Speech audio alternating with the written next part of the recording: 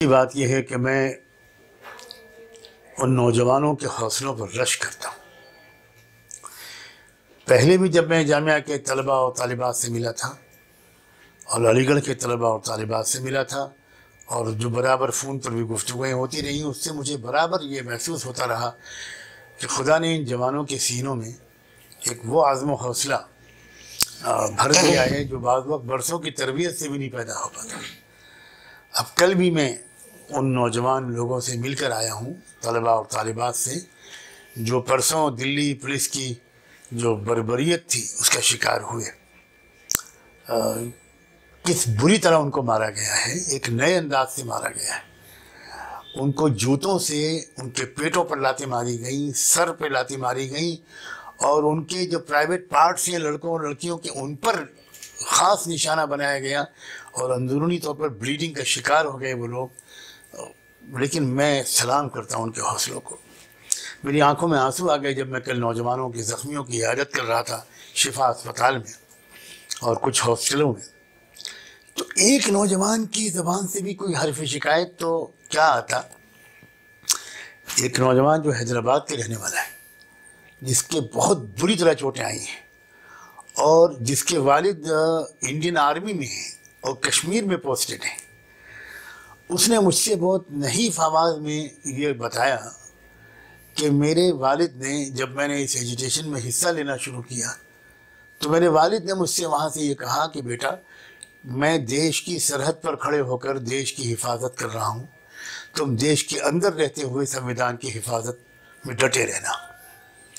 اور اس نے پھر مجھ سے یہ بھی کہا کہ میں عہد کرتا ہوں کہ میں ایک قدم پیچھے نہیں ہٹوں گا، زندگی کی آخری سانس تک اس دیش میں انصاف اور دستور کی حفاظت کی لڑائی لڑتا رہوں گا۔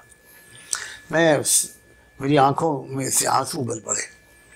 اور وہ لڑکا اتنا بریلینٹ، اس کا جو کیریئر ہے، وہ انڈین ایئر فورس کے انٹرویو میں، امتحان میں وہ شریک ہوا اور آل انڈیا لیول پر سیکنڈ آیا۔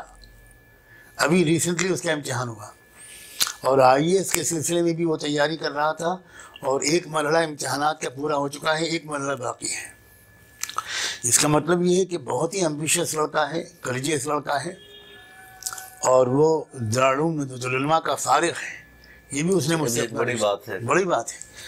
اور مگر حوصلہ اس کا عجیب حوصلہ اس کا، یعنی میں شاید پورے الفاظ بھی نہیں، بلکہ اگر مجھے اس کی مل گئی، وہ میرے ساتھیوں نے کچھ اس کو وائس ریکارڈ کیا تھا تو میں آپ کو بھیجوں گا۔ کہ میں بارڈر پر دیش کی حفاظت کر رہا ہوں، منزل رہ کر دیش کی حفاظت کرو، پیچھے مت ہٹنا۔ کتنی زبردست بات ہے ایسی حالت میں۔ دسمبر کو یہ کہا تھا انہوں نے پہلے کہ میں بارڈر پہ ہوں دیش کے دشمنوں کے لیے، تم اندر جو ہے دیش کے جو اندرونی دشمن ہے، دیش کے کانسٹیٹیوشن کے لیے لڑو۔ ہم انشاءاللہ لڑیں گے، انشاءاللہ آخری سانس تک انشاءاللہ۔ آپ کی ہمت کو سلام۔ اسی طرح اس بچی سے ملا میں جو بہت بری طرح زخمی ہے، بول بھی نہیں پا رہی تھی، لیکن اس نے بھی اسی قسم کے عزم اور حوصلے کا اظہار کیا۔ یہ انڈیکیشن بہت اہم ہے کہ جب مظلوم قوم کے لوگوں کے اندر، بالخصوص ان کے نوجوانوں اور عورتوں کے اندر اگر حوصلہ آ جائے تو اس کا مطلب یہ ہے کہ اب اس جنگ میں فتح یقینی ہے۔ دیر کچھ لگ سکتی ہے، لیکن انشاءاللہ اس میں لازمی طور پر مظلوموں کو کامیابی ملے گی۔